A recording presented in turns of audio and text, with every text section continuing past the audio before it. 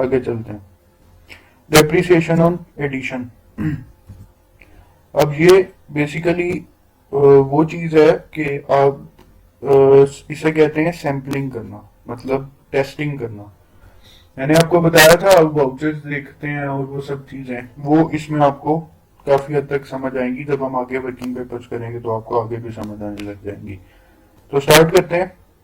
वो कहता है डेप्रिसिएशन ऑन एडिशंस। अब इस शीट में हम जो एसेट इस साल में परचेज हुए हैं ना, जितने एडिशंस, क्या मतलब एसेट जो परचेज हुए हैं, तो जो एसेट्स इस साल में परचेज हुए हैं हम उसकी डेप्रिसिएशन कैलकुलेट करेंगे। तो इधर एसेट्स के नाम लिख लें। लेट सपोज के व्हीकल परचेज हुई, ठीक है। फर्नीचर एंड फिक्सचर्स,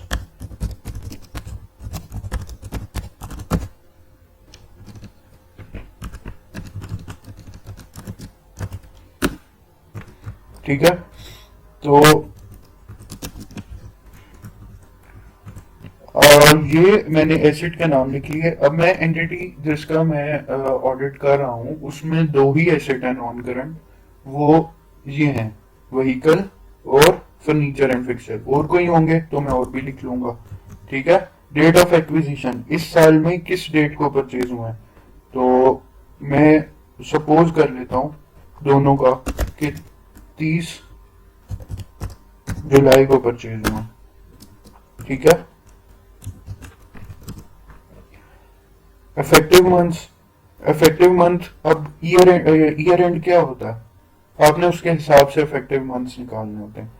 तो ईयर एंड होता है हमारा 30 जून पे, किसी भी साल के 30 जून पे। मतलब ये ईयर ऑडिट ईयर 2021 है ना, तो मतलब 1 जुलाई 2020 से लेके 30 जून 2021 तक।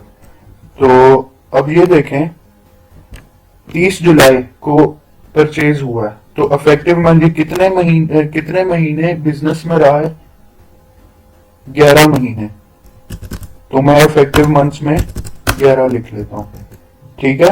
अमाउंट इन रुपीज, मतलब मैंने कितने का परचेज किया, ये जो एंटिटी है जिसको मैं देख रहा हूँ उसने कितने का परचेज किया। Let suppose vehicle I 1 lakh की, और फर्नीचर एंड फिक्सचर्स की वैल्यू है हमारे पास 3 लाख, ठीक है। अब डेप्रिसिएशन रेट पूछ रहा है। ये कंपनी की पॉलिसी होती है कि वो कितना डेप्रिसिएशन रेट चार्ज कर रही है, ठीक है। तो डेप्रिसिएशन रेट 15% व्हीकल पे होता है, ठीक है। फर्नीचर एंड फिक्सचर पे भी 15% होता है, ठीक है। यूजुअली नॉर्मल प्रैक्टिस यही होती है कि 15% चार्ज हो रहा होता है, ठीक है। एक सेकेंड,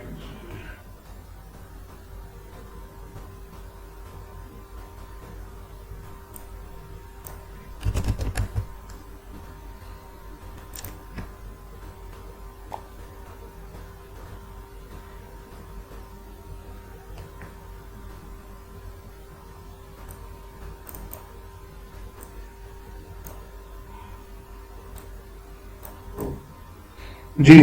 तो आगे है डेप्रिसिएशन अमाउंट। अब ये डेप्रिसिएशन अमाउंट कैसे कैलकुलेट होगी, इसमें हम फार्मूला लगाएंगे। तो फार्मूला किस तरह लगता है, इज इक्वल टू, जब भी आप एक्सेल में फार्मूला इंसर्ट कर रहे होते हैं तो इज इक्वल टू लगाना बहुत जरूरी होता है, इसके बगैर फार्मूला नहीं लग सकता। तो मैं इज इक्वल टू लगाता हूँ। ये अमाउंट है। डेप्रिसिएशन का क्या फार्मूला होता है वो तो आप सबको पता है कि जो कॉस्ट होती है एसिड की उस पे आप परसेंटेज लगाते हैं। Straight line method usually use हो रहा होता है।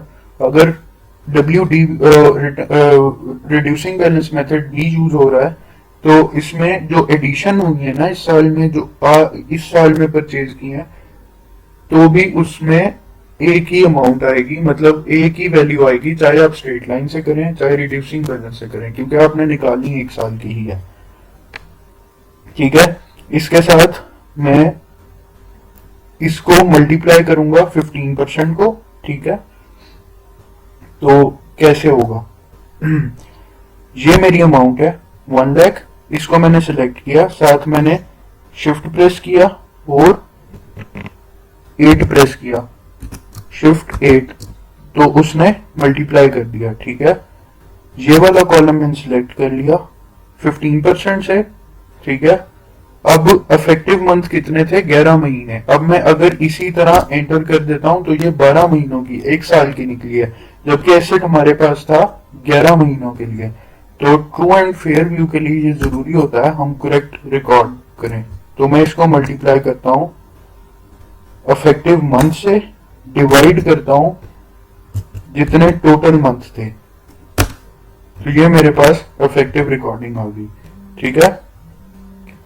अब मैं आगे आता हूं, आगे फर्नीचर एंड फिक्सचर्स हैं। अब यही फार्मूला मैंने सेम टू सेम नीचे कॉपी करना है। ये वाला फार्मूला जो मैंने इस पे लगाया था, इस पे यही फार्मूला मैं इधर कॉपी करना चाहता हूं, ठीक है। इस वाले सेल में कॉपी करना चाहता हूं, तो वो अपने आप ये सारी रिकॉर्ड कर देगा, मुझे दोबारा फार्मूला नहीं लगाना पड़ेगा। तो मैं कंट्रोल डी करता हूं, वो खुद ब खुद कैलकुलेट कर देगा। तो ये मेरे पास टोटल डेप्रिसिएशन की अमाउंट आ गई जो एडिशंस पे थी, ठीक है। फिर आते हैं, ये वाली शीट भी अब हमारी ऑलमोस्ट कंप्लीट हो गई, लेकिन जो है वर्क डन, इस ये होता है कि अब अभी तक हमने काम क्या किया है, ठीक है। इधर हमने लिखना होता है। ये वर्किंग पेपर एक्चुअली एविडेंस होते हैं कि ये जूनियर बनाता है, तो वो लिखता है यहाँ पे कि उसने किस तरह से काम किया इन पे। तो मैं पहले लिखता हूं कि मैंने देखा, मैंने फाइनेंशियल स्टेटमेंट से बैलेंस ट्रेस किए, let's suppose trace the balances from financial statements, ठीक है। फिर मैंने क्या किया कि मैंने वाउचर ट्रेस किए और उनसे देखी कि अमाउंट्स क्या हैं, जितने से एसेट परचेज हुआ है, क्या वाकई 1 लाख से परचेज हुआ है, 3 लाख से परचेज हुए थे, ठीक है। तो मैं इधर लिख लेता हूं checked vouchers and traced the amounts from vouchers for further clarification, ठीक है। फिर मैं लिखता हूं कि मैंने इस पे क्या वर्क किया, कि मैंने उसके इफेक्टिव मंथ, अब जब मैं वाउचर देखूंगा तो मुझे वहां से डेफिनेटली पता चलेगा कि ये 30 जुलाई को परचेज हुए थे इस अमाउंट से। ये जो अमाउंट, ये डेट जो मुझे पता चल रही है, ये मुझे वाउचर से ही पता चलती है। कि वाउचर पे मैं देखता हूँ ये किस डेट के परचेज हुए थे, इस डेट का हुए थे, तो इफेक्टिव मंथ में इसके अकॉर्डिंगली निकाल देता हूँ। डेट भी, ये अमाउंट भी मुझे वाउचर से ही पता चलती है। ये कंपनी की पॉलिसी होती है, या जो नॉर्मल प्रैक्टिस पे रेट होता है, ये वो लगता है 15%, ठीक है। तो डेप्रिसिएशन अमाउंट में फार्मूला लगा के कर लेता हूँ। फिर मैं देखता हूँ कि वाउचर सही से बने हुए हैं या नहीं, ठीक है। अभी तक जो मैंने वाउचर चेक किया वो ठीक से बने हुए थे या नहीं, तो मैं यहाँ लिख देता हूं चेक्ड वाउचर्स और ड्यूली प्रिपेयर्ड, ठीक है। तो मेरा वर्क डन भी हो गया। इधर कंपनी नेम आता है, जिस एंटिटी का आप ऑडिट करें इधर उसका नाम आएगा। ये शीट का नाम है कि डेप्रिसिएशन ऑन एडिशन की शीट है, ठीक है। यहाँ प्रिपेयर बाय मतलब किस कौन बना रहा है ये, लेट्स सपोज ये वर्किंग पेपर जो बना रहा है उसका नाम मिस्टर ए है, ठीक है। जो रिव्यू करेगा, मतलब जो देखेगा कि ऑडिट फर्म में जो देखेगा, मैनेजर जो होता है बेसिकली, तो उसका नाम यहाँ पे आता है कि उसने रिव्यू किया है, ठीक है। तो ये शीट भी कंप्लीट हो गई, इसको भी मैं कलर कर देता हूँ। आगे डेप्रिसिएशन की वर्किंग है, कंप्लीट वर्किंग है, ठीक है। एसेट्स कौन से हैं एंटिटी के पास, व्हीकल और फर्नीचर एंड फिक्सचर। मैं इन्हीं को यहां पे कॉपी कर लेता हूं। ओपनिंग कॉस्ट, वो कहता है कि ओपनिंग कॉस्ट क्या थी, मतलब जो पहले से व्हीकल और फर्नीचर एंड फिक्सचर पड़े थे उनकी कॉस्ट क्या थी, ठीक है। तो उनकी कॉस्ट किस तरह निकलेगी,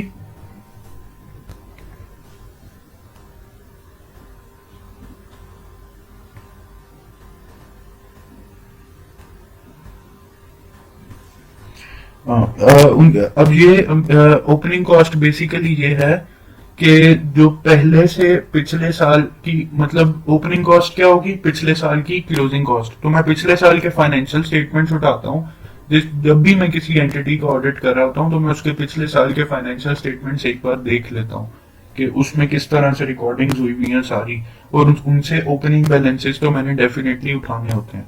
तो मैं वहां से मैंने बैलेंस लिया, लेट सपोज ये बैलेंस था 2 लाख का, ठीक है, और ये बैलेंस था 4 लाख का, ठीक है। ओपनिंग डेप्रिसिएशन, अब यही जो वर्किंग पेपर मैं इधर बना रहा हूं, पिछले साल भी यही वर्किंग पेपर बने होंगे, तो वो पिछले साल जो वर्किंग पेपर बने होंगे उसमें यहाँ पे जो डेप्रिसिएशन आ रही होगी वो इस साल की, उस उन वर्किंग पेपर में जो क्लोजिंग आ रही होगी वो डेफिनेटली इस साल की ओपनिंग होगी, ओपनिंग डेप्रिसिएशन। तो मैं वो निकाल लेता हूँ, वहां से उठा लूंगा। तो लेट सपोज वो आ रही थी 20,000, इधर आ रही थी 30,000। तो इधर फार्मूला वही लगा हुआ था, देखिए B7 माइनस C7, मतलब B कॉलम और 7th रो।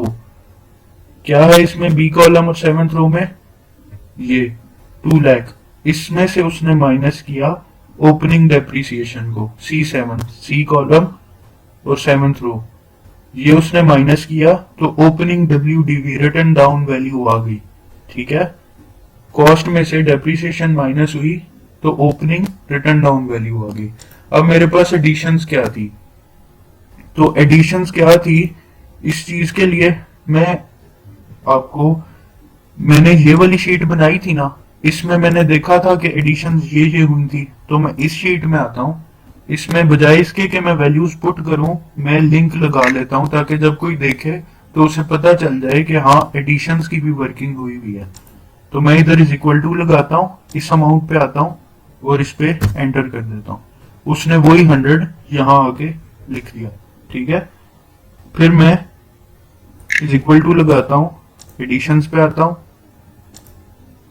3 लाख को सिलेक्ट करता हूँ, एंटर कर देता हूँ, उसने वो वैल्यूज वहां से उठा ली। डेप्रिसिएशन रेट भी मैंने देख लिया था उधर, तो मैं इसको इज इक्वल टू लगा देता हूं यहां से, ठीक है। अब डेप्रिसिएशन ऑन ओपनिंग बैलेंसेस देख, अब इस साल जब, अब यहां से इस कॉलम से आगे आगे इस साल में डेप्रिसिएशन चार्ज होनी शुरू हो जाएगी, इस साल की डेप्रिसिएशन। तो वो कहता है डेप्रिसिएशन ऑन ओपनिंग बैलेंसेस क्या है, ओपनिंग बैलेंस हमारे पास क्या था, ये opening WDV written down value, ठीक है। इस पे क्या डेप्रिसिएशन चार्ज होनी है, तो किस तरह होगी, इज इक्वल टू फार्मूला लगेगा वही जैसे मैंने आपको पीछे लगाना सिखाया था। रिटर्न डाउन वैल्यू को सिलेक्ट करेंगे, शिफ्ट 8 मल्टीपल लगा लिया, ठीक है, 15% पूरे साल की लगानी है, ठीक है, ये पूरे साल की लग गई, एंटर कर दिया, ठीक है। मैंने कंट्रोल D किया तो वही फॉर्मूला नीचे पेस्ट हो गया।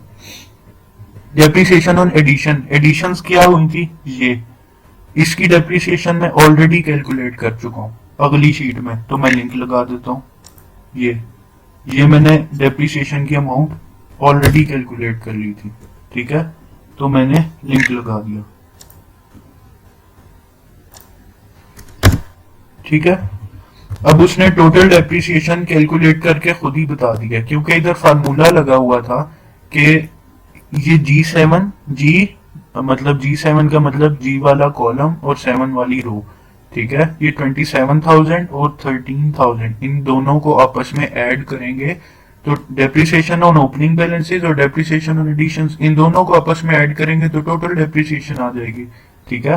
अब वो कहता है कि आपको जो लेजर मिला हुआ है फाइनेंशियल स्टेटमेंट में, उसमें से आपने ट्रेस किया है, ये वाली जो वैल्यूज हैं ये मैच कर रही हैं, अगर ठीक है तो मतलब ये कि आपने लेजर देखा उसमें भी ये 4750 था और 96,750 ही था, तो आपने वही वैल्यूज इधर लिखनी, ठीक है, तो आपका डिफरेंस 0 हो गया। अब जब डिफरेंस 0 हो गया इसका मतलब सारे बैलेंसेस हमारे रिकंसाइल है, ठीक है। सारे बैलेंसेस रिकंसाइल हैं, तो ये वाली शीट भी हमारी हो गई। इसमें भी मैंने वही सब कुछ किया कि डेप्रिसिएशन कैलकुलेट की, तो मैं यही वर्क डन यहां से उठाता हूं, यहां लाके पेस्ट कर देता हूं, ठीक है। फिर हमारे पास आई एडिशंस, ये वाली वर्किंग शीट कंप्लीट हो गई।